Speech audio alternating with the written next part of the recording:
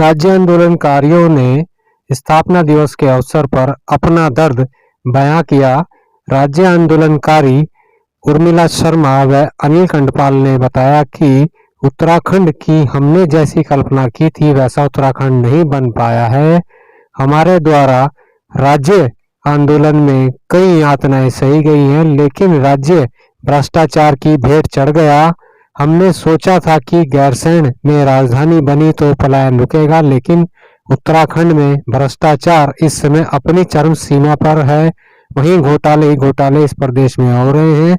इसी क्रम में राज्य आंदोलनकारी कवि राजीव बड़ोनी मुसाफिर की आंखें भी छलकने लगी और उनकी कविता आंसू के माध्यम से मानो जैसे उत्तराखंड की कल्पना जो कि राज्य आंदोलनकारियों ने की थी वह झलकने लगी।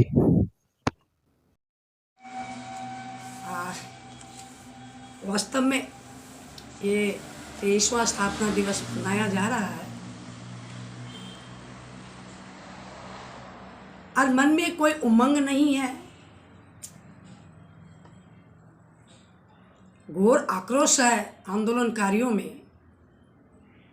जिसकी हमने कल्पना की थी वो राज्य तो हमें दूर दूर तक कहीं भी नज़र नहीं आ रहा है। हम लोग 22 साल तक इंतज़ार करते रहे, आज नहीं तो कल, कल नहीं तो परसों ये व्यवस्थाएं बदलेंगी और हमारा वो सपनों का उत्तराखंड हमें कहीं दिखाई देगा। और दूर दूर तक हमको कहीं भी नज़र नहीं आ रहा है। हमने बेरोजगारी को लेकर ये आंदोलन लड़ा था। मातृशक्तियाँ इस तरह से पूरे उत्तराखंड में इस तरह से आई और उनको ऐसे हो रहा था कि अगर हमारा उत्तराखंड बन जाएगा ना बेरोजगारी रहेगी, जल जंगल ज़मीन पे हमारा हक होगा।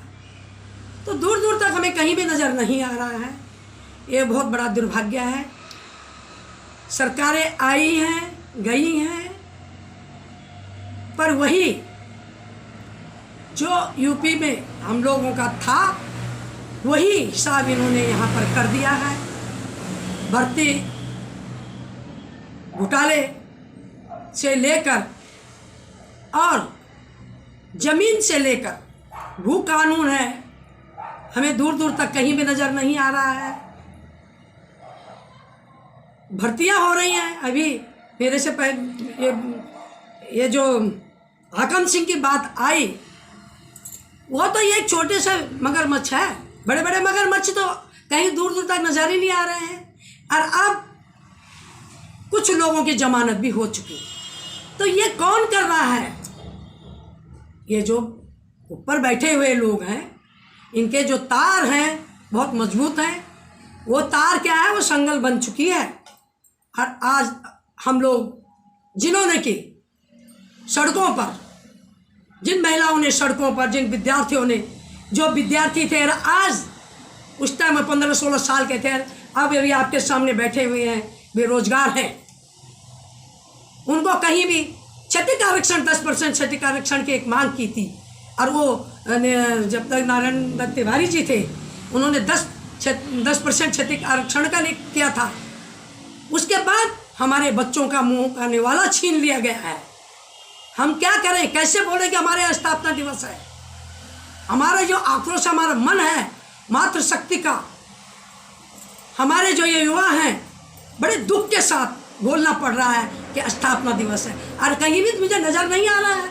आप आए हुए हैं, आपका स्वागत। हम यहाँ पे यहाँ पर हमने फिर भी हमने ये कहा कि हमारा आखिर राज्य तो बना, स्थापना हमने अलग राज्य तो ले लिया है, उसके भी हम स्थापना दिवस यहाँ पे मना रहे हैं। सपना पूरा हुआ, पर एक सपना भी पूरा हुआ होता तो हम ये कहते कि चलो हमारा राज्य जो हम चाहते थे वो मिला। भू कानून को लेकर कहाँ पर हमें मिली है? 371 को लेकर हम लोगों ने ये वहाँ पर धरना प्रदर्शन सब कुछ किया। मूल निवास 1950 के तर्ज पे हमें मूल निवास चाहिए। सरकार कहीं भी अगर ये कहती, अगर ये मूल निवास के 50 के 1950 के उस पर चलते हैं तो इनके जितने भी ये आईएस लॉबी है, एक और लड़ाई हमें लड़नी पड़ेगी। जितने भी आईएस लोग हैं इनको यहाँ से डंडा मार मार के भगाना पड़ेगा, क्योंकि ये सारा उन्हीं का करा हुआ धरा हुआ है। बैक डोर से जो नियुक्ति हुई हैं, एक तरफ उनको कहा कि उनको निकाल दिया, दूसरी तरफ से फिर वो शुरू हो चुका है।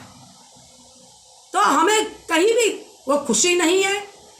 हम आज अपने इस स्थापना दिवस में अपनी सरकार को ये चेताना चाहते हैं कि अभी भी आप हमारे सपनों को साकार कीजिए। हम कब तक ऐसे ही सड़कों पे रहेंगे? हम भीख नहीं मांग रहे, हम अपना हक मांग रहे हैं, अपने हक की लड़ाई लड़ रहे हैं। तो मुझे कहीं भी तो कुछ नज़र नहीं आ रहा है, कहीं भी मेरी युवा शक्ति को, इनकी भावनाओं को देखो, मेरी मातृशक्ति को, हमारे जितने भी साथी हैं, हम सब बूढ़े हो चले हैं। अभी मैं उनको तहे दिल से श्रद्धांजलि देती हूँ। मेरी छोटी बहन बीना बहुगुणा जी का कल देहांत हुआ, और वो ऐसी थी कि हमारी कंधे से कंधे से मिलाकर चलती थी। तो हम एक एक करके हमारे आंदोलनकारी पूरे होते जा रहे हैं। सरकार यही चाह रही है। हमें ये पेंशन नहीं चाहिए थी, ये झुंझुना नहीं चाहिए था। हमें अपने बच्चों का रोजगार चाहिए था, भू कानून चाहिए था, मूल निवास चाहिए था। आगे की पीढ़ी क्या कहेगी हमारे लिए? जब तक हमें मूल निवास नहीं होगा, तो उसी तरह भू कानून का नहीं होगा। हमारे यहाँ पर कहीं पर भी ज़मीन कहीं पर भी नज़र नहीं आ रही है। हमारी राजधानी गैरसैंण होनी चाहिए थी, हमारे पलायन रुकने चाहिए थे। परिसीमन, अगर पहाड़ों का परिसीमन क्षेत्रफल के हिसाब से नहीं होगा तो मैं बोलते हूँ आने वाले टाइम पे हम लोग अल्पसंख्यक में आ जाएंगे, और पहाड़ का एक भी मुख्यमंत्री नहीं आ सकता और विधायक भी नहीं हो सकती। ये मैं आपसे इतना ही कहूँगी। इसी के साथ जय उत्तराखंड। मैं उन अपने आंदोलनकारियों को सत नमन करते हुए, और मुजफ्फरनगर दोषियों को उनको फांसी देने की सज़ा होनी चाहिए जो अभी तक नहीं हुई। इसीलिए मैं कह रही हूँ कि शहीदों हम शर्मिंदा हैं, तुम्हारे कातिल जिंदा हैं। जय भारत, जय उत्तराखंड। आंदोलनकारियों को मैं श्रद्धासुमन अर्पित करता हूँ, जिन्होंने अपने प्राणों की आहुति दे करके और अपने जीवन के कीमती क्षणों को हमें दे करके एक पृथक पहचान हमें दिलाई। हम इस राज्य स्थापना की 23वीं वर्षगांठ मनाने जा रहे हैं। एक पृथक पहचान हमें मिली, लेकिन अभी कुछ ख्वाब अधूरे हैं, कुछ पृष्ठ लिखे गए, कुछ हिसाब अधूरे हैं। मैं 2 पंक्तियों के माध्यम से अपनी बात कहना चाहता हूँ। जीना है अभी तेरे लिए हमें, हर द्वार पर बिखरी है उदासी। जीना है अभी तेरे लिए हमें, हर द्वार पर बिखरी है उदासी। फैलाने लगे हैं फन फिर से विषधर, धरा हो रही लहू की प्यासी। त्रासदी बिखरी है घर घर, समंदर आंसुओं के भरने लगे हैं। लौट कर आना होगा हमें फिर से, सौदा सुमिता का वो करने लगे हैं। खामोशी हमारी उन्हें से दे गई, बेजुबानों को जख्म गहरा वो दे गई। जीना है अभी तेरे लिए हमें, हर द्वार पर बिखरी है उदासी। उत्तराखंड राज्य स्थापना दिवस 9 नवंबर 2000 को, जैसा कि सभी जानते हैं, उत्तराखंड राज्य का निर्माण हुआ। बहुत संघर्षों के बाद राज्य की प्राप्ति हुई। आज 22 वर्ष पूरे होने को हैं। 23वें वर्ष में उत्तराखंड प्रवेश कर रहा है। एक आंदोलनकारी होने के नाते हम सबसे पहली मांग राज्य बनने से और उससे पहले जो मुजफ्फरनगर एक कांड हुआ था, बड़ा विभत्स कांड हुआ था, उसके अपराधियों को आज तक सज़ा न मिलना, क्योंकि जब तक उनको सज़ा नहीं मिलेगी तब तक हमारे लिए ये राज्य एक तरफ से बेईमानी है। हम आंदोलनकारी होने के नाते सरकार से मांग करेंगे कि जो मुजफ्फरनगर कांड के दोषी हैं उनको शीघ्र सज़ा दी जाए। उसके पश्चात जब उत्तराखंड राज्य आंदोलन लड़ा गया तो एक आदर्श राज्य की कल्पना के साथ यह राज्य लड़ा गया था।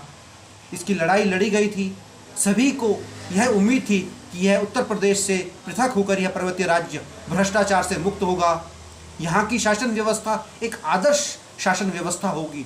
लेकिन 22 वर्ष बीत जाने के पश्चात भी हम यह पाते हैं कि आंदोलनकारियों के सपनों का, शहीदों के सपनों का वह राज्य बहुत कोसों दूर है, क्योंकि आज जैसा हम देख रहे हैं चारों ओर भ्रष्टाचार व्याप्त है, भ्रष्टाचार का बोलबाला है। अभी जैसे हमने देखा कि हाकम सिंह यूनिवर्सिटी के जो अभ्यर्थी हैं वो प्रवेश नौकरी पा रहे हैं और जो पढ़ाई करने वाला अभ्यर्थी है वह नौकरी से दूर हो रहा है। इसी तरह हर क्षेत्र में भ्रष्टाचार व्याप्त है। इस भ्रष्टाचार को दूर करना होगा और शहीदों के अनुरूप जो आंदोलनकारियों ने जो सपना देखा है आदर्श राज्य, उस राज्य को की परिकल्पना को साकार करने के लिए हमें प्रयास करने होंगे। हम आंदोलनकारी इस उम्मीद में हैं कि यह उत्तराखंड राज्य भ्रष्टाचार मुक्त होगा और इसके लिए सरकार प्रयासरत रहेगी और एक ऐसा राज्य बनेगा जो कि भारत का अग्रणी राज्य होगा।